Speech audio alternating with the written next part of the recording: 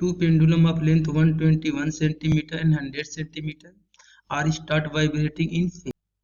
At the same instant, the two are at the mean position in the same phase. The number of vibration of the shorter pendulum after which the two are in the same phase at the mean position is. That means हमें calculate करना है number of oscillation completed by the shorter pendulum. And यहाँ पे given है length of one pendulum is 121 centimeter and another is 100 centimeter. So यहाँ पे हम लिखते हैं solution. We know that time period of simple pendulum is given by t is equal to 2 pi root में L by G. And यहाँ पे हम देख सकते हैं time period is directly proportional to length. So we can write that time period is directly proportional to root में L.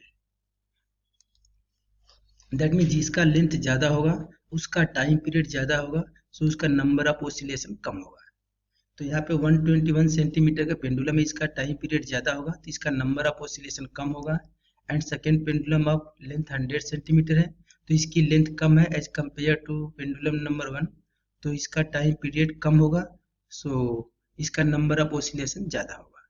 सो हम यहाँ पे लिखेंगे if we assume that shorter pendulum complete an oscillation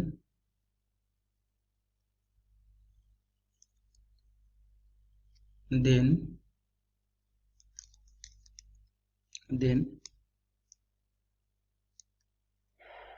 larger pendulum will complete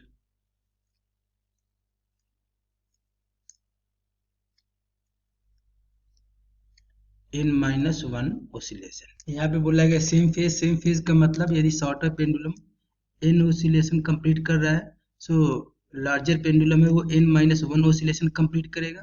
तो यहाँ पे oscillation का difference आएगा 1 एंड 1 oscillation में एंगल होता है 2 pi. That means both pendulum will be start at the mean position. हम यहाँ पे लिख सकते हैं अकॉर्डिंग टू क्वेश्चन,